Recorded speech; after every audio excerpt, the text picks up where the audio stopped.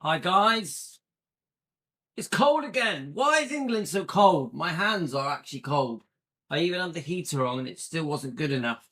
How we going? All right. So a bit distracted today because I was gonna have a Lisa Marie Presley day. I was going to dedicate the whole day to it. So a couple of lives at home and the dog walks.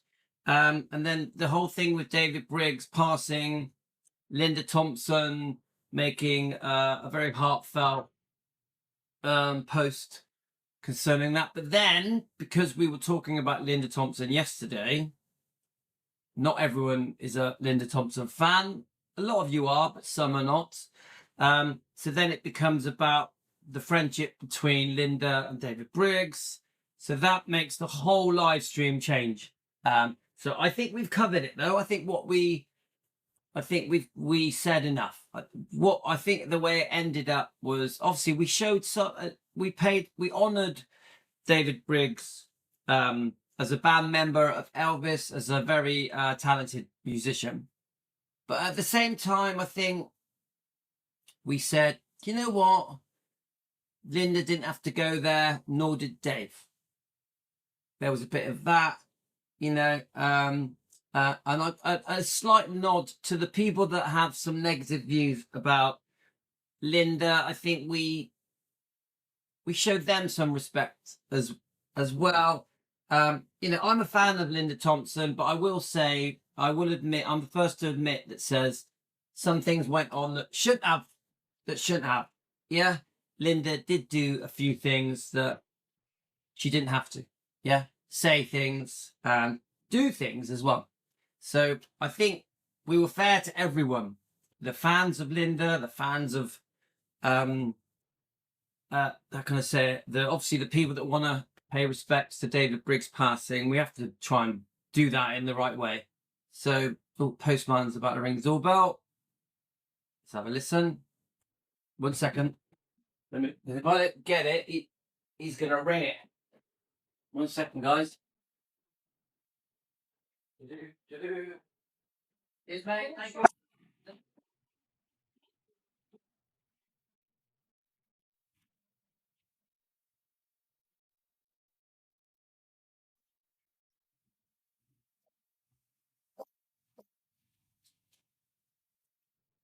All right, relax. Relax, baby. Baby. Hey, that's people.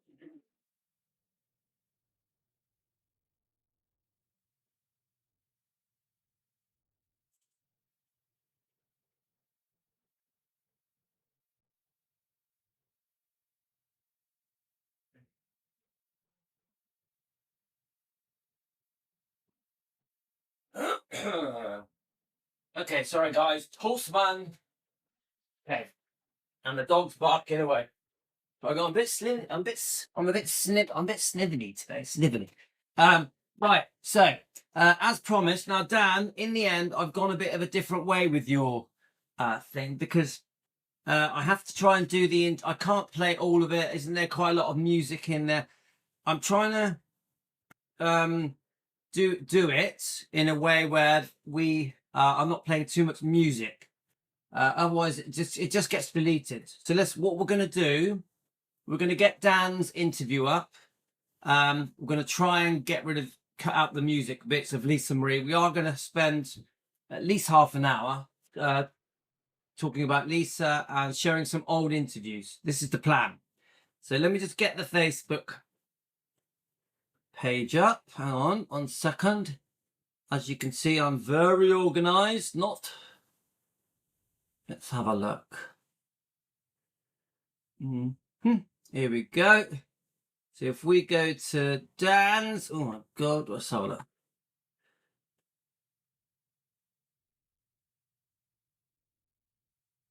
Obviously, you get a lot of spam on it. You got to be careful, guys. A lot of spam on it. Right, so let's get Dan's one up.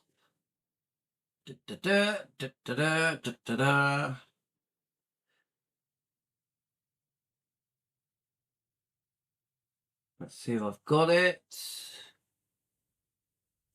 Here we go. Right, let's click on it now.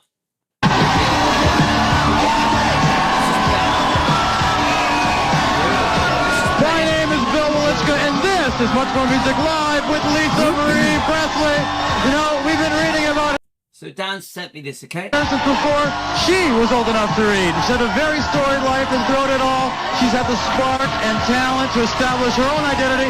She's got 2 killer records underneath her belt, including the brand new one that is Now What. She's here to perform. She's here to answer some of your questions, making her live.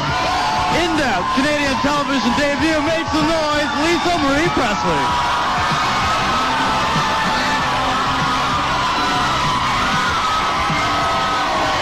Now, guys, it's not good quality, but let's listen.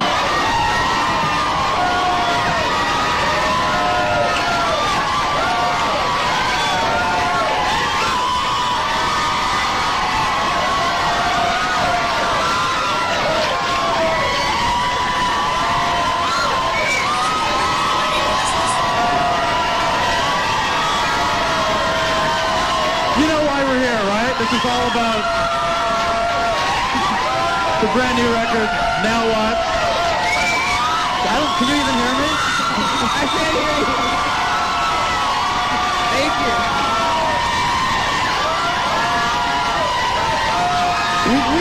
We have to talk to Lisa. So Dan has just said this was a live show in Toronto in 2005 at a TV program called Much Musics. Oh, okay, that's good. Wow, thank Welcome, you. first of all. How are you? I'm good. Wow, I'm awake now. Yeah, I was feeling sort of a little bit tired, and all of a sudden I'm happy now. This is going to be good. You were joking after. Thank you. Welcome, Sorry. first of all. Thank you. Glad to have you here. So, 2005, guys, very interesting year, mind, because that's the year EPE was sold. She does seem like she's on a high, doesn't she? She looks great. This does seem like a very happy time. I know that in 2005, Priscilla and Lisa were getting on very well. She had even joined her on the tour bus. Priscilla had joined her on the tour bus, making the driver coffee, etc. After the first record, Sorry? after To Whom It May Concern in 2003, I think you kind of joked, once it's out of your system, maybe you'll go back to being a recluse. Right. You're still I know. here. Like, you can't get rid of me. I know. It's terrible.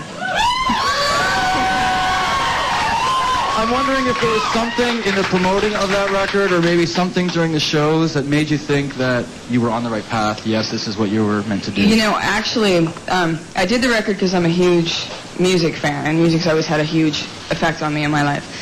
And I just maybe naively Because my dad was Elvis Presley. thought I'd put a record out and see if it would, if I would affect others. And I kind of, through that whole episode, at the end of the first record, like headlining my first tour in the U.S., realized that I had a huge fan base, and I had in fact done that. So, by the letters and the stories and whatever from my songs, it inspired me to go on and do the second record, because I realized I sort of accomplished my goal.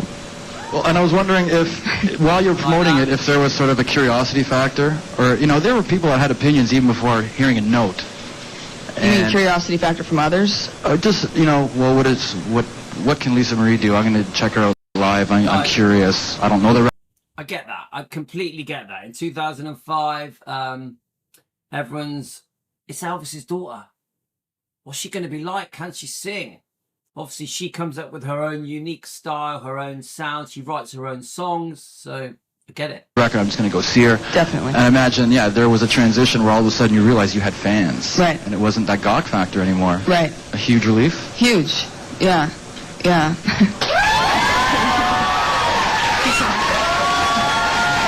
What do you think they're connecting with? Sorry? What do you think they were connecting with? The lyrics? I mean, I can only base it on the letters and the stories that I've gotten from the people themselves. And usually it is the lyrics of the songs or something, got them through something, which is what I set out to do. So, I mean, yeah, the first thing was a curiosity thing, and I did feel that, and it was a little intimidating. But then, that sort of, the music kind of spoke in the end, which I was happy that happened, So, yeah. I mean, I personally think, how can I say it, that Lisa, a bit like Elvis, actually, she had that thing where you sort of felt you knew her. You understood her life. I think even though she was from this, you know, her dad was Elvis, she just come across very down to earth. Yeah, you could just chat with her in a bar or in a shopping mall. She just had that way about her that I thought she didn't put up brick walls. She invited you in to her world in a very down-to-earth way. I really think Lisa has that something that her dad had. Yeah? You talked. Thank you. You talked about, and this can even apply for this record, how some of the songs you were crying when you were writing them. On this one? Mm-hmm. And I'm imagining a sense of purging. Almost. Yeah. And artists talk about it being therapeutic. Right. And it seems like you had that experience too. I always do that. I mean, that's sort of, the music I respond to is very honest, purging type music, and so that's what I do as well. And I think on this one it was Raven that I you know, kind of got emotional while writing. So, yeah. And what has your mom said about that song? She loves that song. That's her favorite song. So, you know, which, you know, is understandable. So you see, obviously you guys got a lot of views about that song. She wrote for her mum, yeah? But she likes it. Well, the liner notes are interesting on this record. Like little messages almost. Yeah, it's almost like a novel. To the people close to you. Yeah. What was your mom's reaction after hearing some of that? I played it for her when she'd had a couple glasses of champagne, actually. And then she really liked that. I don't know if it was because of the champagne or because she actually liked it. But then the liner notes, she did get very emotional when I read them. I gave them to her recently. Okay. Yeah. I'm curious if Don Henley has... if you've heard from Don Henley yet. I have not heard. No, I haven't heard. No. Wow. Mm-mm. Okay. No. Does it surprise you that, you know, like 22 years after that song is written, our culture is even more so geared toward that element of entertainment? Yeah. I mean, it doesn't... It's just... It was so, you know, dominating then, and obviously he felt the need to write the song at that point, which was the early 80s, and we have come such a long way with what our entertainment is and crap, you know, and sensationalism and stuff like that, that I felt that it was a great cover and, you know, a good subject to reintroduce to people, you know, because it's... And then, funnily enough, you know, while I'm promoting in the United States this record, it's like I explain the whole thing, you know, why Dirty Laundry, and I'm basically like, why not? And then, and it's not about me particularly, but they understand. They say they understand it and they get it. And then when I'm done with the interview, whatever they've, you know, then they've done this song. You know, they've sensationalized the caps are crazy and not at all what I said or taken out of context. And it's like, it's just going over people's heads, which is kind of funny. Well, rest assured, this is going to be a good experience for you. No, I know. Trust me. I would like to pursue a little bit later I would like to pursue a little bit later just the idea of our culture and where it's going. Okay. And get your take on that. But this is not about me asking all the questions, you understand. We're bouncing it around all over the place. Yeah. We have an email question from Erin in New Brunswick. Will you ever remake one of your father's songs? She wants to know. So we know, I think I know the answer of this. She really did try not to do that. She really wanted to forge her own path. Yeah, to be seen in her own right, to not be in the shadow of her dad. Not because she didn't love his music and love him, and I just think it was important to her that people saw Lisa Marie Presley. Yeah, not Lisa Marie Presley's daughter, I think. And this came through in her style, her music writing. So let's see what she says. Well, I don't have it in my immediate future. I'm not saying it's out of the question. I just don't have... I mean, my whole purpose is to sort of make my own thumbprint, and that would kind of defeat the purpose right this moment. But I guess at some point, if I feel like I've sufficiently done that, I mean, it wouldn't be out of the question. Yeah. And we know she does go on to do some duets, doesn't she? She does. That are beautiful, that we all love, yeah? Her duets with Elvis bring us to tears, don't they? Yeah? So let's keep going. In '97, at the Elvis in tribute, right, concert at the 20th anniversary of his death. Mm-hmm. You performed a sort of duet. Right. Your choice in the song? Mm-hmm. Okay. Yeah. And it just sort of encapsulated the moment and the relationship, I'm imagining. The what? It sort of just encapsulated everything about more or less why you did that song. It spoke to people and you that way, I guess. Yeah, I thought it was pretty emotional and timely, considering what that event was for. And it wasn't to exploit that or anything. I did it for the fans that night, and I didn't realize it was going to, get out as much as it did. It got bootlegged and everything, which I didn't expect, but I guess I should. Yes, okay, right. So she had already done one of the duets, yeah? Okay, keep going, guys. No, it was just like a one-time deal, but I felt it was pretty appropriate for that. And the song was? It was called Don't Cry Daddy. Don't Cry Daddy, yeah. Okay. Which we love. Every time we play it, we start crying, don't we, guys? An audience question right now. I believe Giselle is behind me. Does someone have a microphone? The person holding the microphone, I imagine, is Giselle. Hi. Hi, Giselle. How are you? Good. My question for you is, your music speaks to so many different emotions, love, anger, appreciation, and aside from their messages and meanings, what is the one thing that you'd hope for your fans to take from your music? I think that I think a lot of my music has to do with, in different ways, realizing that you're not, what everyone's expecting of you or what you should be, or, any kind of rebel or outcast or someone who doesn't feel like they're, doing the right thing, or they're not what people expect of them, or whatever you want to call it. It kind of goes at that subject a lot. And I think that anybody that's in that position would relate to this, and I hope that, it'll bring them out of it, or at least let them know that there are other people out there that feel that way. Yeah. Thank you. Thank you, Giselle. Thank you. Phone call from Edmonton. I believe this is Samantha. Hello, Samantha. Are you there? Hi. How are you? I'm good, thank you. How are you? Not bad. Well, I'm hanging out with Lisa Marie. Come on. Hi, Lisa. Amazing. Waited for this for a long time. I have a question, obviously. Lisa, you were like the first person we watched sort of grow up in public, and I'm wondering if now you feel for people like the Olsen twins or Prince William and Harry kind of growing up in the spotlight. It must be really hard. Right. I think that I do have other friends that are offsprings of, famous singers, and I do talk to them. I know a lot of them that are very talented, but they're also afraid to cross this threshold because it's not easy, and I think they know that. But it's something that I just said, I'm just going to try to pioneer this and see what happens to a couple of them, and if, you watch me and see what happens with me, and then, you can either follow it or don't, do the opposite. I hope I answered your question. Did I answer it? Samantha, you like that? I'll speak on behalf of her. She loved it. She did? Yeah. Oh, good. I'm assuming she did. Is it hard to let people in? Are you guarded? I'm actually not that guarded. I might come across that way, but I'm not.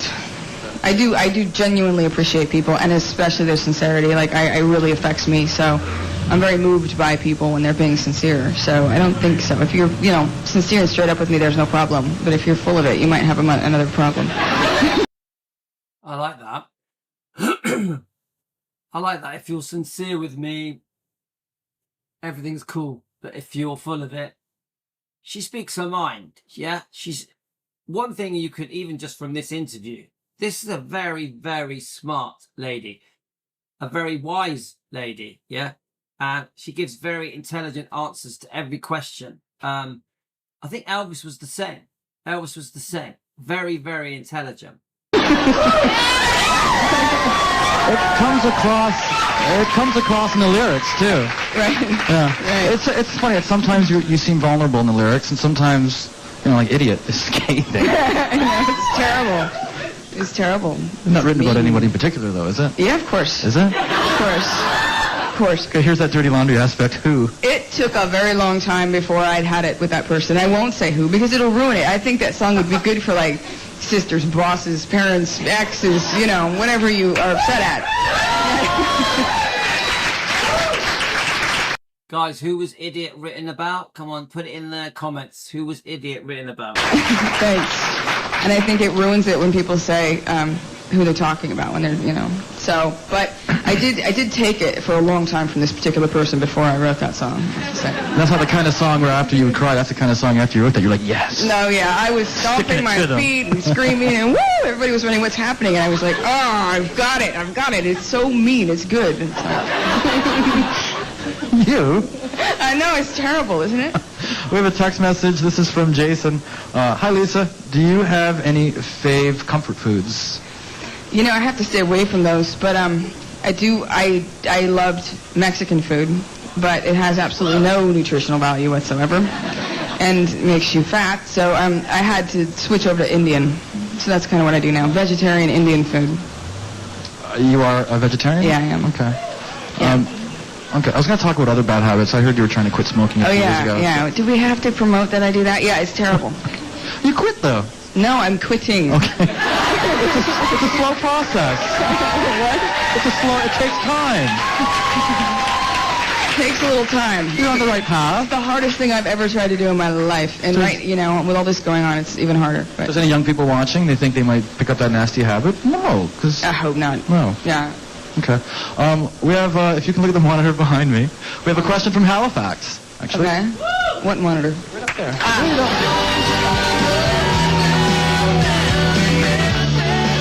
Hi, Lisa Marie. I'm Liz here in Halifax, Nova Scotia, and I am just wondering if you could dispel any rumor about yourself or your family, what would it be?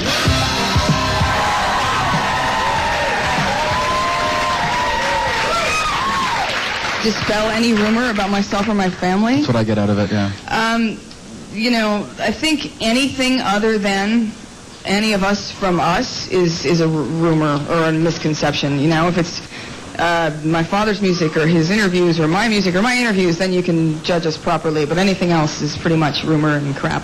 Yeah. There's some fun stories, though. I don't know, and the idea of running over frogs when you had a golf cart for your birthday on the I used to Graceland? run over them. That's horrible. Yeah. You were like, what, 6 or 7? Though? Yeah. Okay, you can be excused. I know, I'd step on them and everything. If you do that now, that'd be mean. Yeah, then, we might have a problem. Okay. I might have to be locked away.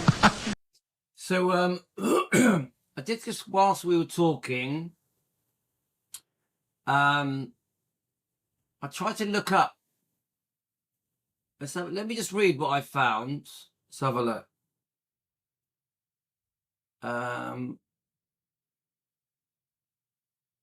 You know what? The Idiot was done on the second album in 2005.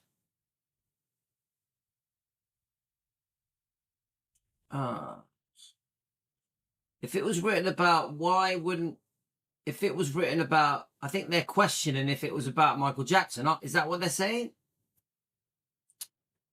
I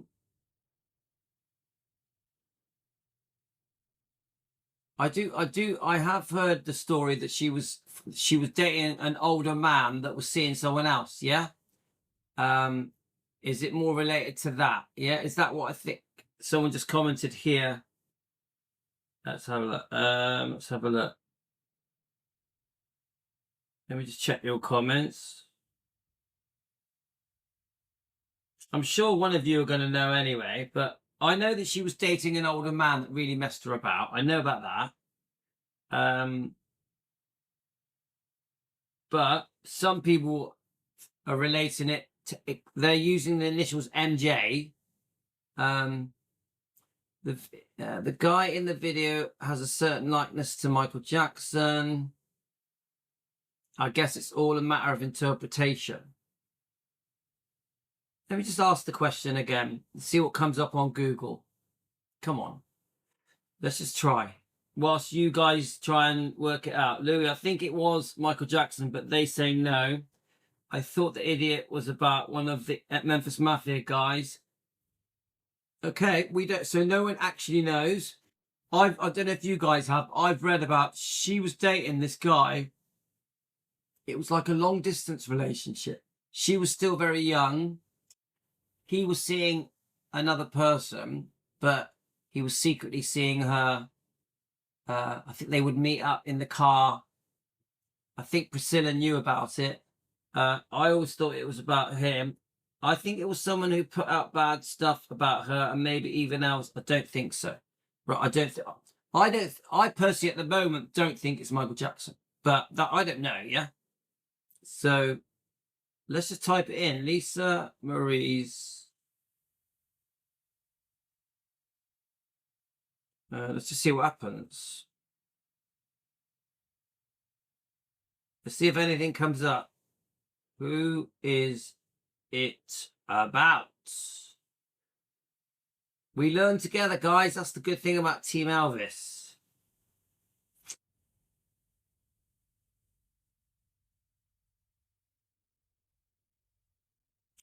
When her second studio album was released, this was, let's have a look. Here we go.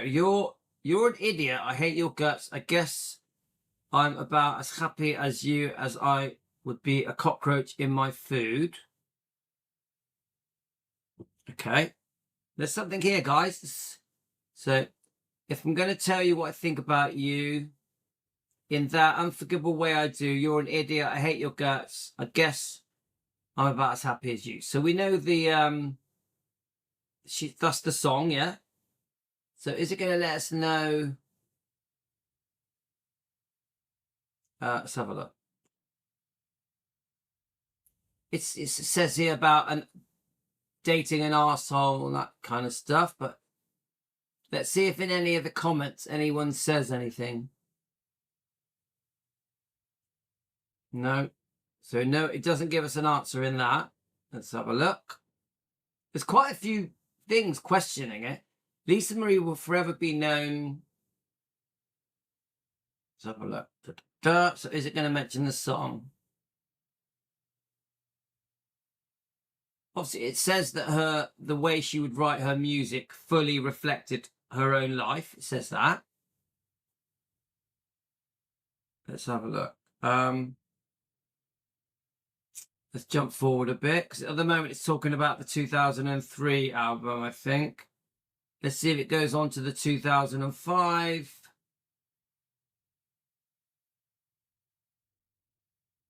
No, it's not telling us, guys. It's not letting us know. We want to know. Now we're talking about it. We want to know. Let's have look a bit more. It says it was done on the second album, yeah. Michael Jackson and DR were together way before that. No, it's not telling us. Let me just press play and I'll keep looking. We have some people outside that would like to come say hi to you. Okay. Or they've been here for a while. So do you want to come with me over to the window and say hi to these people? And I think one of them even has a question for you. Look, everyone, it's Lisa Marie Presley. This guy with the glasses here has a question. Hi. Who are you? Where are you from? I'm Paul. Big fan, very loyal. Thank you. I was wondering, when you're alone or driving down the highway, what do you like to listen to? Like, what CDs do you have? I actually listen to the 70s satellite stations, believe it or not. What does that include? Where's what? What does that include? That includes anything from the Bee Gees to Gordon Lightfoot to Hart to John Denver to everything. Okay. Yeah. I've seen you with photos with Pink. He's now a friend, I guess. Avril. A couple of other people. These are at like backstage functions and stuff and parties. Are you fans of like modern stuff, contemporary stuff? You know, contemporary, I have to say U2. You know, definitely them. Gotta be a big U2. Yeah, who else? I don't know. Well, you know what? This isn't about any of those people. It's about Lisa Marie Presley. Right. This whole hour. There's, you know, not as much as I'd like to say. I'm kind of old-fashioned with my music tastes. Yeah. Well, thank you. Thanks for the question. I'm just going to let you know that we have way more conversations still to come and a performance. So, yeah, Pat, you have just reminded me that that she talks about this guy in the book, doesn't she? But the problem I've got is we don't know where. Do any of you guys know where it's in the book? This guy that she dated that was older, that was not actually her boyfriend. It was just someone that she had a massive crush on. Do any of you, if any of you have a page number I'll read it out. So I'm going to keep looking whilst we're here. I'm just checking your comments. So I'll just press. Presley record there, so don't go away.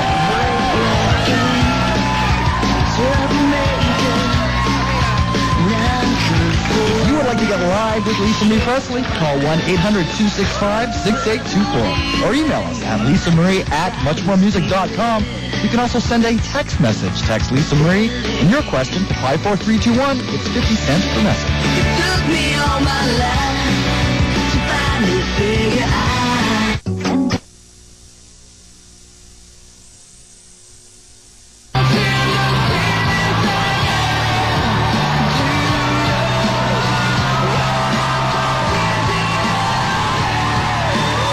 Here to perform the first single from the brand new disc, Now What? This is Lisa Marie Presley.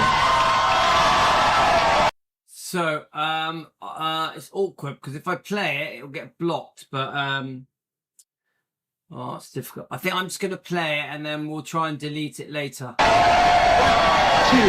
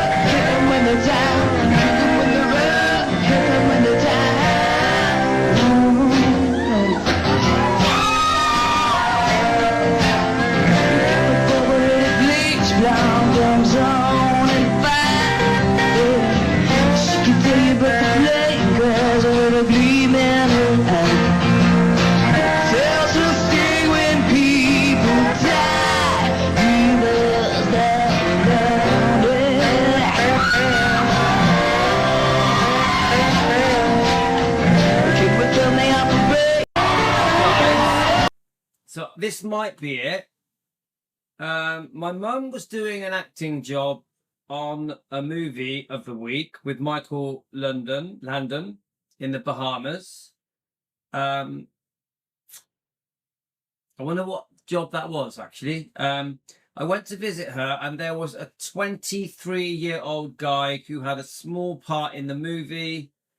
I didn't meet him until the day before I left. I fell hard. We walked on the beach talking the whole time and he was really cute. I sat with him and while he was packing, I was really sad. Then he kissed me and we left the island. I remember listening to a song, Torn Between Two Lovers, on the plane ride home over and over and over because I still had my boyfriend back in the LA, who I'd been dating for a year. When I got home, I broke up with him. I used to call the 23-year-old and just be silent. So he got used to the silent caller. He didn't know it was me. There was no caller ID or anything. The first time he said, "Hello, who is this?" The next time he said, "It's you again." Then finally I was punching the numbers to answer yes or no to his questions. Have we met? So the guy was understandably, right, so horribly apprehensive. So let's have a look. Right, here we go. About seeing me, I didn't know how. Right, so he wanted to see her. Right, so he eventually says to her, "I want to meet you," I think. I didn't know how, but I was going to pull off actually meeting up with him. One day at school, I told my teachers that I had to go to the dentist, and he picked me up a block or two away. We walked around Beverly Hills all day. I didn't care what we were doing. I didn't care where we were. I didn't care about anything. I just wanted to be with him. This could be who the song is about, couldn't it? He gave me his ring at the end of it. Then he dropped me off right before I was due back at school. My mum found out and I was grounded, banned from speaking to him or contacting him, which of course didn't work out. Not that I wouldn't have done the same thing if I was her, believe me, but I was not going to be stopped. I was completely madly in love. After there was a lot of sneaking around, at some point my mum said I could see him. So I think we know about this, don't we, guys?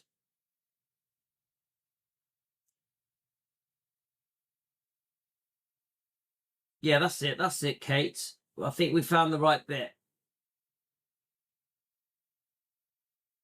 But we weren't supposed to be alone. We would have to be somewhere my mum knew about and could see he could come over and hang out, or I could invite him to go somewhere that my mum was also going to be, and he became friends with Edwards, of course.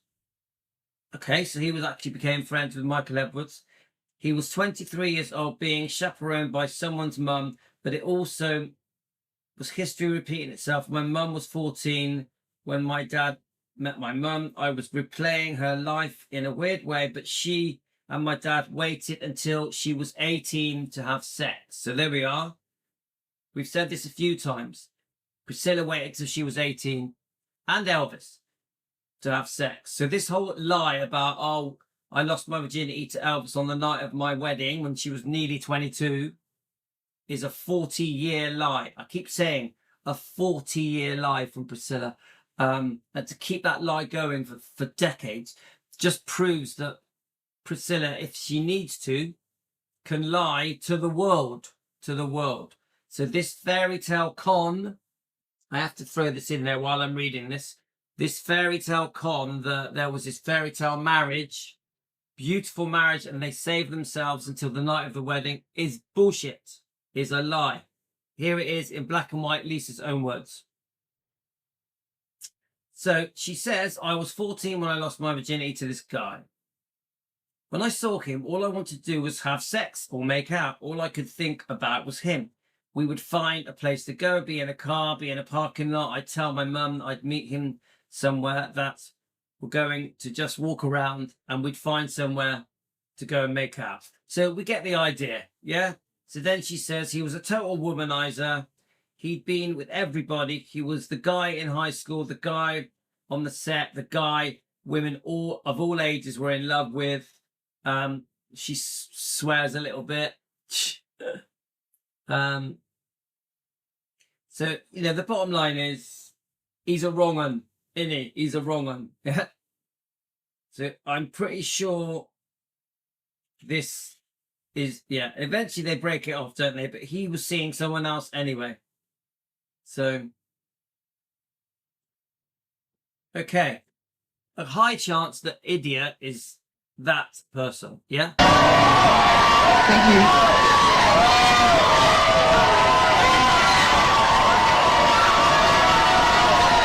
Very nice. Sounded good.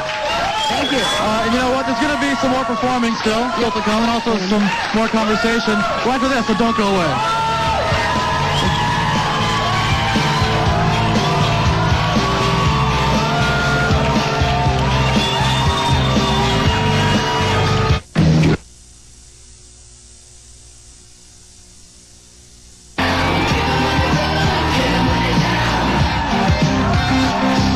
Perception of what I am, I think, is a God, let me think of a good one for this one.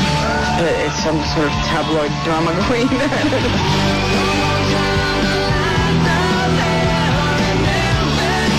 not like I've needed attention my whole bloody life. I mean, they were pressed there the day I was born. If they know me better from this record, then that's actually what my whole point was in writing it. And you know who I am. You know how crazy I am. You read my lyrics. And how f***ed up I am, or how deranged I can get, or how dark it is, or how whatever I feel about whatever is right there. The melody's me, the words are me, I wrote it all. It's all there. We never cut you down to size. We love dirty laundry.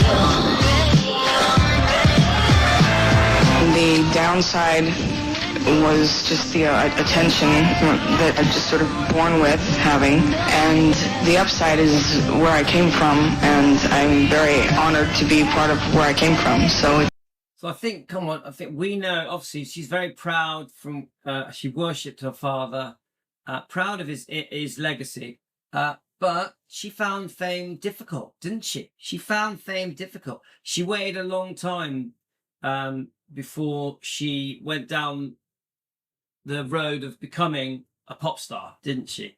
So she's very honest, very honest. It's kind of both.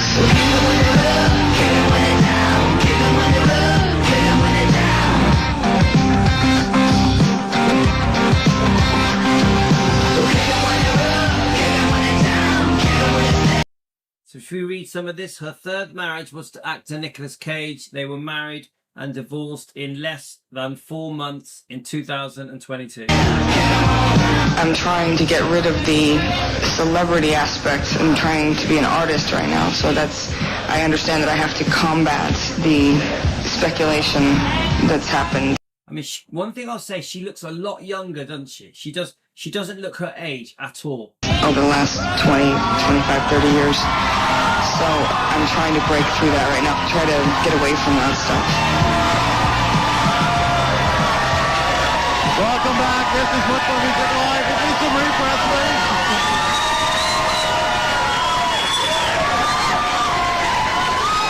You gotta be glad the album is finally here. Sorry? I said you gotta be glad the album is finally here. You've been talking about it, and the album is here now. This one? Yeah, now what? Oh, good. Yeah, I'm happy. But watching and paying attention to this media blitz in the past month or so, pertaining to what you said at the end there, you're trying to get away from all that stuff and just concentrate on you and your music. You're being asked the same questions now that you were 2 years ago. Yeah, it's true. No matter how crass it's amazing. It's truly amazing. And VH1's actually filming all this too, so it's going to be fascinating to see. They're filming the media on me, which a lot of them are letting them, and that's maybe dangerous. But you're going to see that exactly what you just said in this thing, I think, because it's pretty amazing. And then my different having to handle a question every time in a new way, and it's just that's what the nature of the beast, and it's like spitting against a tidal wave. I get it.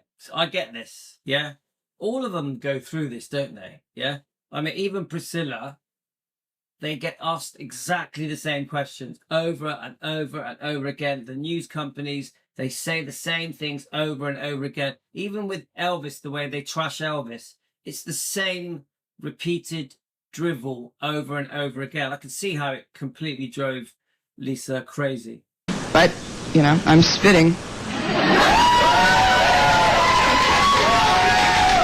Any idea what it'll take just for it to stop and be gone and just forgotten? I don't know if that's ever going to be the case, but more importantly, what I care about is my fans, and so as long as they're there and they want it and they're responding and that's happening and people are just listening to the music, I think I could keep it up. But if it keeps going into the other crazy stuff, I don't know what to say. I might just move to an island somewhere. The funny thing is, eventually she does move to England. Well, I don't know if you get a perception of people from the outside looking in to see what's happening, but God bless you, who's one of the toughest chicks I have ever seen. Thank you. Thank you. You got my respect, absolutely. What? I'm sure he's flirting with her. You got my respect. Thank you. Absolutely. I appreciate that. You were CEO of Elvis Presley Enterprises? Did I what? You were CEO of Elvis Presley Enterprises? Yes. Okay. Right, let's hear it. I'm interested to know what she says about this, because this is when the deal was happening.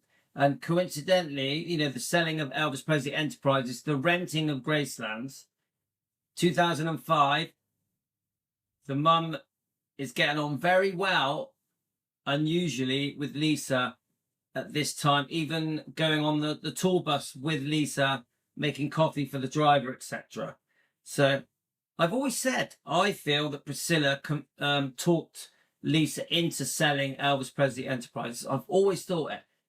Some people disagree. Guys, I'm completely against the fact that Elvis Presley Enterprises was sold off 85% of it. I've always been against it.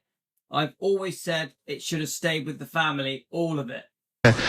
Late last year, sold off 85%. There was a letter on your website to fans. Right. sort of alleviating concerns. Right. Is the sort of tone that I got from it. Was there a rumbling of people that were... Only because it was falsely represented in the media, which they never do. I was really surprised. They basically said I sold the estate, and I'm going, what are you talking about? I didn't sell the estate. The estate is very, Elvis Presley's estate is the house and the things and all that stuff, which is mine. But the enterprises part, which is the business part, we merged with someone else who could take it to bigger and better places that we have been wanting to go for a really long time. In that merging, we merged with someone who could take it there, and we stay in control of it. So my mom, we're very much involved with everything that still happens and always will be. My mother's on the board of the directors of the new company, and the new company, with that sale, actually the money came right back around and reinvested itself in preferred stock into a bigger and better situation, because we were looking to grow. But it was such a complicated deal that it just, everyone saw the word sold, and then that was it. It ran. So I'll be honest with you guys. I mean this with respect. I think Lisa was out of her depth. She's a very smart lady. I think she had been convinced that she was doing the right thing, probably by many people, but obviously Priscilla. I understand that the intention to expand. She mentions that a lot of the money was reinvested to grow. Now, she says that we kept control, but the truth is they didn't. 85% of Elvis Presley Enterprises was sold, so they didn't have control. It's not true. Now, yes, they did still own Gracelands, the building, the land, but Elvis Presley Enterprises had control. Elvis Presley Enterprises were running Graceland's The Living Museum. So this was a mistake, guys. This was a mistake.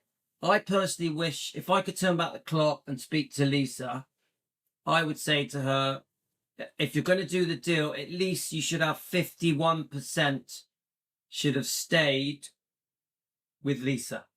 So she decides that she wants to bring in a partner to invest, to expand, to grow, but she still should have kept control.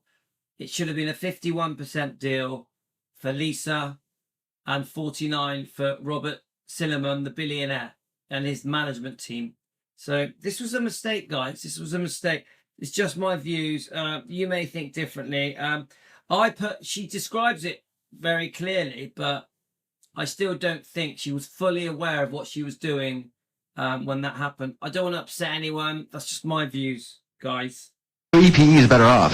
Right. EPE was merged. Okay. And And Graceland is still yours. All the contents are still yours. Correct. I've been on the tour a couple of times. The last time I was there, you're given a personal audio device. Right. And so it's your mom guiding the tour through. Sometimes it's your voice guiding through the rooms. I'm sure most of you have been to Graceland. Well, for some reason you haven't. You got to check it out. We have a little bit of footage of the tour and some of your voice that's on the recording. Uh-oh. So we can... It was very alive. It had an energy, and there was people always around. There was all kinds of stuff going on at all hours of the day and night. He definitely permeated the space.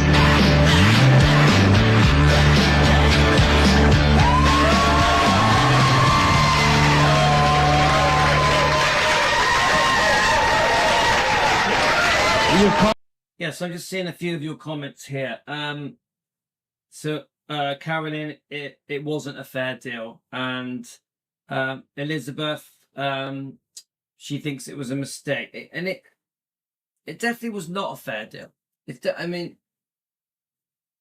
The problem is that the consequences of that deal have stayed with Elvis Presley Enterprises, with Graceland, Riley, eventually Finley and Harper. They have to pick up the pieces of where that deal placed the Elvis Presley Enterprises side of the business. So, thankfully, they still retain ownership of Graceland, but it is leased. It's a 90-year lease to EPE. I know that they had to do that. It's to do with selling the tickets for the tour, but I still... Guys, it doesn't ring right with me. Called it a beautiful sadness. I'm sorry. You've called Graceland a beautiful sadness? Yeah. Yeah? Yeah. How often do you go back?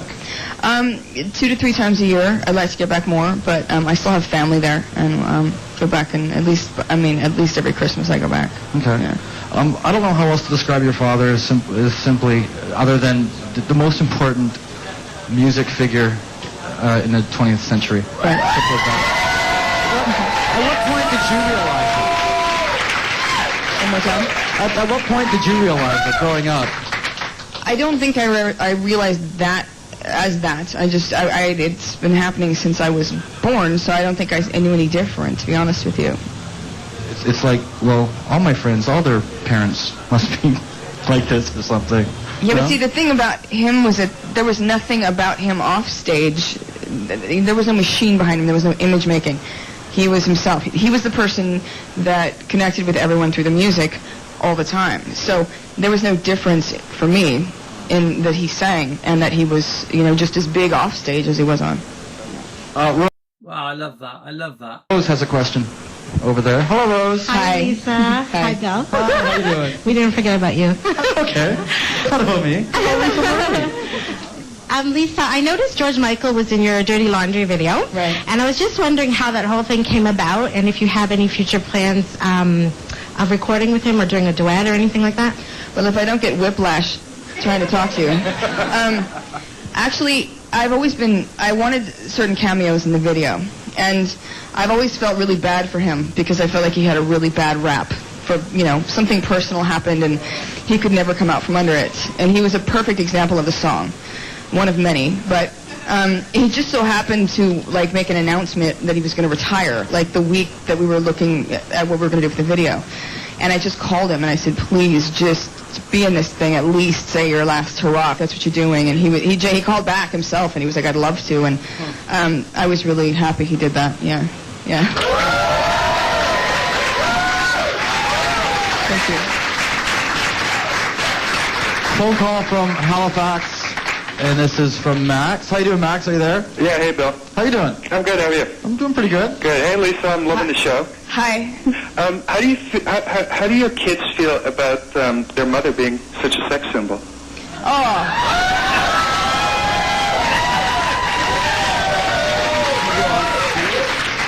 Wow. I don't think I'm that, but thank you. I think they probably think it's a bit cool and a bit weird. At the same time, I can't imagine too much of one or the other would be weird, so I don't know. I don't think, they definitely don't see me like that at home, because I don't. If they were watching this right now, they'd go, Mommy? Yeah. She's got the best laugh. Hasn't she got the best laugh? We love Lisa's laugh. Yeah. Jen has a text message for you. It's, hey Lisa, who is the male celebrity version of you? The male celebrity version of you. Wow, good question. I don't know why I'm thinking about it. The first person that would pop into my head would be Johnny Depp, and that made me really presumptuous. I mean, that might be giving myself way too much credit, but that's what popped right into my head when you asked. I see that, guys. Come on, Johnny Depp then in 2005. They had a similar dress sense, but not just that. Bloody good-looking guy. Super good-looking guy, yeah? In 2005. In terms of what? Sort of vibe? In the Pirates of the Caribbean character? He was a drunken Keith Richards. The what? He was a drunken Keith Richards persona. No, not because of that. I don't know. I don't know. Okay, from Vancouver, we have a question. We can look at the monitor again.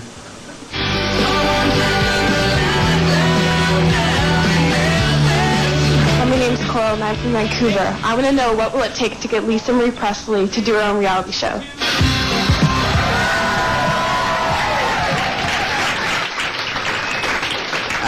The answer would be you'd have to kill me and film my corpse. Which they would do, I'm sure, Film me dead and then you can have a reality show. Some would say your whole life has been a reality show, though. Possibly. This other network that is walking around filming you. What is that going to be exactly? Oh, the one we don't speak of? People aren't stupid. They know what's going on, but I just don't want to mention it. Is that sort of like a reality-based kind of... It's only about the music. It's not anything personal. So it's about, they've been following me, beginning of the record, during the record, and then a little bit after the record. It's all about the work and the music and what goes on. It's called Inside and Out. They did the same thing on Velvet Revolver, so it's something like that. Do you watch a lot? So Carolyn says she may be 36. Yeah, she does look. She looks 25. She does, 100%. She looks 10 years younger than she is. Have your own stuff back? Oh, I can't. I won't. Yeah, it's hard. I won't watch this. Luann says she has her dad's smile, 100%. 100%. Really? How come? Because I'll probably hate the way I look and the way I'm sitting and the way I'm talking, and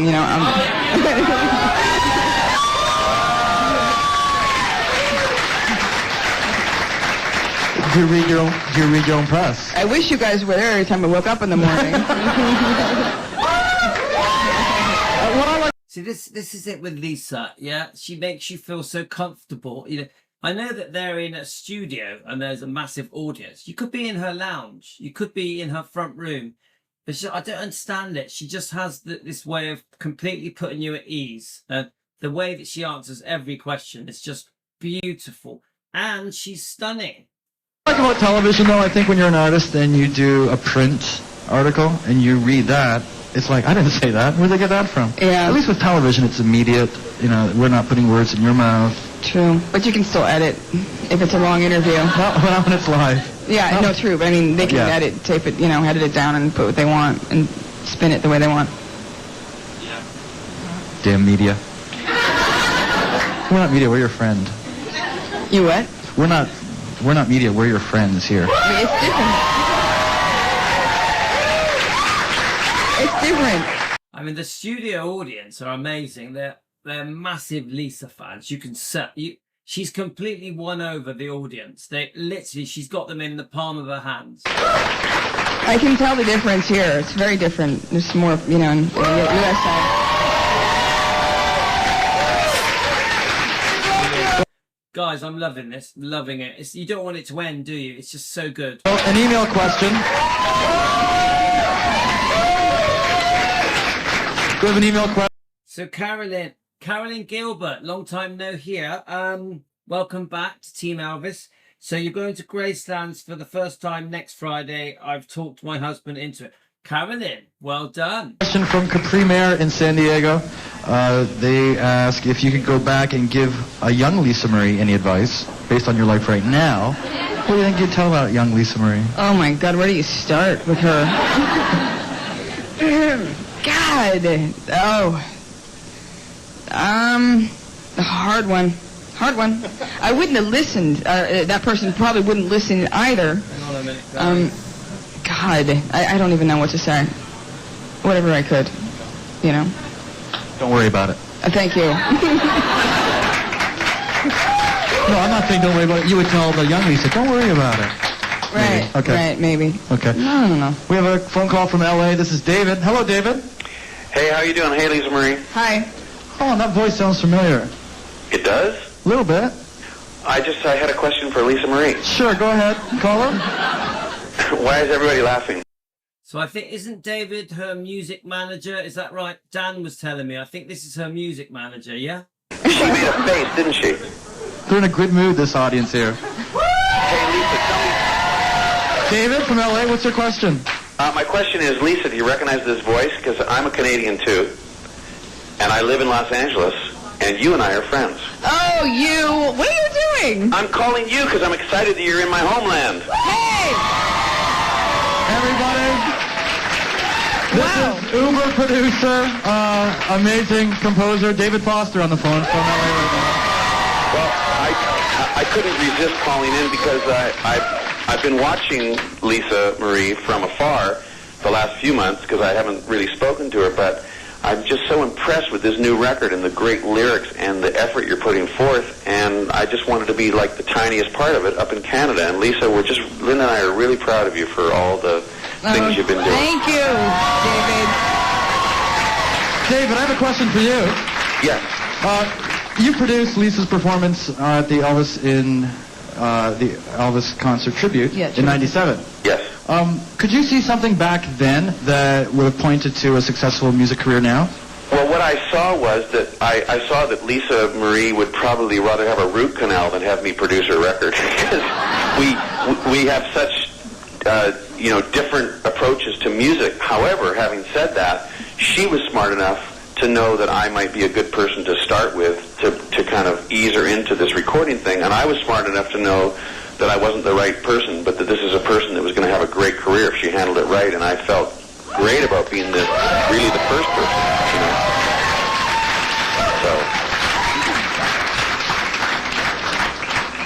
David, thank you very much for calling. Wait, I'm so happy you called. It's really nice to hear your voice right now.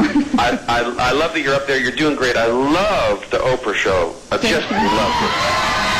Thank you. And just one quick thing. When I've known Lisa Marie for many, many years, and she's always been very, very shy, and to see her going to all these things which she doesn't love. I know she's having a great time there now, but doing all this TV stuff is tough for her because she's a very private person. She's got something great to sell. She's got something great to say, and that's why she's out there promoting it. There's no other reason other than. So I'll let you guys go. Well, love that. I can tell that David guy, the producer, this means everything to her. She wasn't expecting that phone call. So happy that happened. So guys, we've only got 2 minutes left and I got to go. I'm going to do some exercising, some weightlifting, go for a run, and then we're going to do a dog walk live a bit later. So I've loved it. Dan, thank you for this. I've loved it. We're going to do more Lisa Marie Presley stuff. Hopefully, even maybe one more today, maybe. But I want to carry on with Lisa Marie Presley tomorrow. And then we're going to go over to Ginger Oldham. That's my plan. David. Oh, David? Yes. Say hi to Molly for us. Terry David there? Our good buddy Terry David, yeah. Oh, is he in the audience? No, but you'll probably see him before I will. Oh, I see. You mean when I see him? Yeah. Okay, see you guys. Bye, thank you. Bye. That was nice. That was exciting. That was fun. That was fun. We are very proud of David here. I think anyone that makes it. I didn't even know he was a Canadian. I swear to God that I feel really horrible. Well, because he doesn't talk like a lot of us saying. But I know him. Obviously I know his wife since I was 4, and I know him really well. And I'm sitting here going, oh my God, yeah. But I'm really happy he called. Well, we're gonna go to the window. We're gonna make some people happy out there. Okay. Do you want to do this little walk again? He tried to sign you, didn't he, at one point? He did, yeah, he did. So he wasn't kidding when he said, you'd rather have a root canal. Right. Yeah, no, he wasn't. No, yeah. Nice. How you doing? Quick, Lisa Marie Presley back.